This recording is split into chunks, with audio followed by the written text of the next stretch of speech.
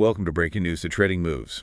We've got a stack of recent reports in front of us, all detailing the immediate market reaction following a major product launch. Our mission today is really to analyze this data, pull out some clear insights, and pinpoint where market pressure is building and, well, where the gains are flowing.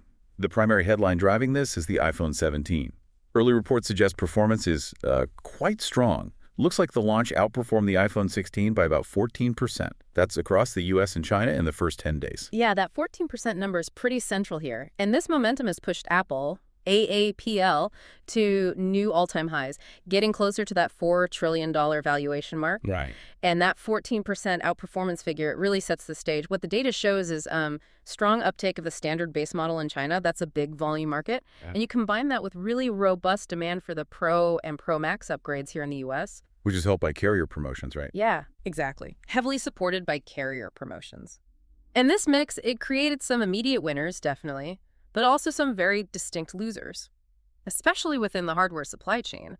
You know, shifting priorities there created some instant stress. Okay, let's start with the winners then. Where did the benefits land first? Group 1 seems tied directly to that consumer demand surge.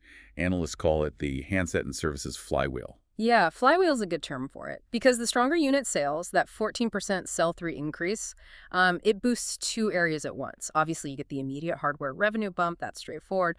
But maybe more importantly, as that huge installed base upgrades their devices, the high-margin parts of the services division get a lift too, an accelerating lift, actually. So more new phones mean more people signing up for, say, AppleCare, needing more iCloud storage, spending in the App Store. Precisely. Services runs at much higher margins than hardware, so every time Apple sells a phone, it's almost like locking in future services revenue. That 14% jump gives services momentum for quarters to come. Okay. And beyond Apple itself, AAPL, the reports also flagged a specific retailer. Best Buy. BBY. Why them? Is that just about moving boxes? Well, it's more than just volume. Best Buy gets a big lift from the increased retail traffic in the U.S., especially around those launch weekend upgrade events. Right, people lining up. Exactly. And while that traffic spike might be temporary, Best Buy often captures higher margin sales alongside the phone. Think premium accessories, cases, maybe Geek Squad help. The add-ons? Those are quick margin accretive wins for them, even if the handset margin itself isn't huge. Okay, that covers the consumer side. Now, the partners who helped make the sale happen, U.S. carriers, they also saw an immediate bump. Oh, definitely. You could argue they're the engine for the U.S. market demand, especially for the high-end models. Those enhanced carrier subsidies were a direct factor driving that Pro and Pro Max demand stateside. And for the carriers themselves, higher upgrade volumes are just, well, overwhelmingly positive. It supports all their key metrics. Customer retention goes up, they get more chances to add lines, and they lock customers into those long-term device financing plans. So the big players we're talking about are Verizon, VZ, AT&T, and T-Mobile, TMUS. Exactly those three. The reports suggest Q4 promotions will stay strong, which should mean good volume numbers for them. Though, you know, investors will be watching the margin impact. How much are they spending on subsidies versus the long-term revenue they secure? It's a balance. Right. Okay, let's shift gears a bit. Moving past the sale itself and into the phone's guts. The U.S. iPhone content suppliers. The components inside. Yeah, this is where supply chain visibility becomes really key. The report shows suppliers focused on radio frequency RF parts audio tech and memory saw clear gains. Apple often has multi-year deals for RF sourcing, so when unit volumes go up like this, those contracted RF and audio suppliers benefit directly. Before we get to names, can you just quickly explain what RF content involves for listeners maybe less familiar? Sure. RF content basically manages all the wireless stuff. Cellular, GPS, Wi-Fi, Bluetooth. It's a set of complex components, filters, switches, amplifiers needed to connect the phone to networks. These are highly specialized, pretty high-value parts. Got it. So which specific tickers were highlighted as beneficiaries here? Broadcom AVGO is a big one, noted for its established RF deal and its content share in these new iPhones. Then there's Cirrus Logic, CRUS. They're tied to audio and haptics, so they get a lift from higher volumes too. And importantly, Micron, MU memory, is often seen as a commodity, but its lift here comes from two things. First, the model mix, the Pro models use more memory, and second, Apple increased the storage steps across the lineup this year.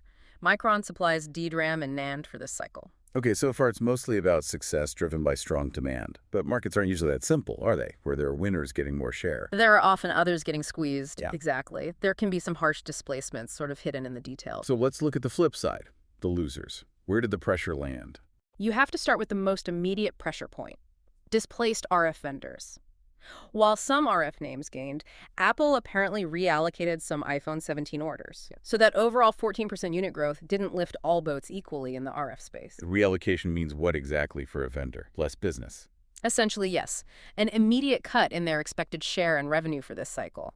Apple often dual sources components, uses multiple vendors for the same part. So they decide to ramp up one vendor, they have to pull back from another. The reports point to Skyworks Solutions, SWKS, and Qorvo, QRVO, feeling that pressure. Qorvo especially is often highlighted as being at risk when Apple decides to reshuffle those RF sockets. Wow. Sounds like a tough spot to be in, waiting for that call from Cupertino. Okay, the second group of losers points to a longer-term strategic issue. Apple's push to bring things in-house, impacting legacy Wi-Fi and Bluetooth suppliers. Right. This isn't entirely new, but it seems to be accelerating. The iPhone 17 introduced Apple's own custom N1 networking chip. This chip handles Wi-Fi, Bluetooth, and also Thread connectivity. It's a clear move towards Apple building more of its own core tech. And the goal over time is likely to displace the third-party chips that U.S. vendors have historically supplied for connectivity. A gradual squeeze-out, potentially. Which companies are most exposed here? Well, right now this seems focused on connectivity, not necessarily the main cellular RF modules we talked about earlier, but the direction is clear. Broadcom, AVGO, who we just mentioned as an RF winner, is also flagged here. Why? Because of its long-term exposure in connectivity chips as Apple ramps up its own N1. Qorvo, QRVO, also faces exposure here due to its existing Wi-Fi and Bluetooth business in mobile devices. So ADGO and QRVEO are in a bit of a strange position, winning in one area, potentially losing ground in another. It's a paradox, yeah. Shows how complex these supply chains are. Okay, finally, the pressure isn't just within the supply chain. It also hits the competition. Group 3, Android-first hardware. Absolutely. When the iPhone does well, especially at the high end, it creates headwinds for others. A strong iPhone cycle tends to pull share in the premium US smartphone market. And, just as importantly, it pulls discretionary consumer spending away from competing Android devices and maybe even their broader ecosystems. So someone buys a pricey new iPhone, maybe they put off buying that new Android phone or even a new laptop. That's the idea. The reports mention Alphabet, Googl, in this context, primarily thinking about its Pixel phones, which compete in that premium space. And they also mentioned HP Inc., HPQ. The thinking is that near term, if consumer wallets are stretched by expensive phones, it could modestly slow down the timing for PC upgrades. People prioritize the phone. Okay, this has been a really focused look at the market reaction to the iPhone 17 launch. Looking ahead, it sounds like that strong demand provides a decent base for the main players. But definitely creates volatility for specific suppliers. So what are the key things to watch? Right, to synthesize. First, keep an eye on Apple, AAPL, momentum leading into their earnings, which are expected around October 30th. Better than expected demand is underpinning those recent price target bumps. Listen carefully for what they say about services revenue that confirms the flywheel effect. Second, the carriers VZTTMUS. Those Q4 promotions should boost volume metrics. But, as we said, watch the trade-off between volume and margins. How much did those promos cost? And third, the suppliers. It's really a barbell situation. You're monitoring the beneficiaries, think AVGO, CRUS, MU, against those feeling the pressure from reallocation or insourcing risk, like SWKS and QRVO.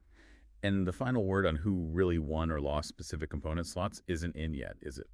Not definitively. You need to keep tracking the component analysis work, what gets called the bill of materials, or BOM teardowns.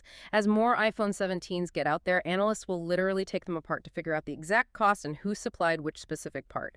That ongoing data will really clarify the share allocation between those RF vendors we talked about. It confirms who won those sockets and who lost out. Good point. Something to keep tracking. And finally, just a reminder for everyone listening, this is not financial advice. No buy or sell recommendations here. This is purely the opinion of the author.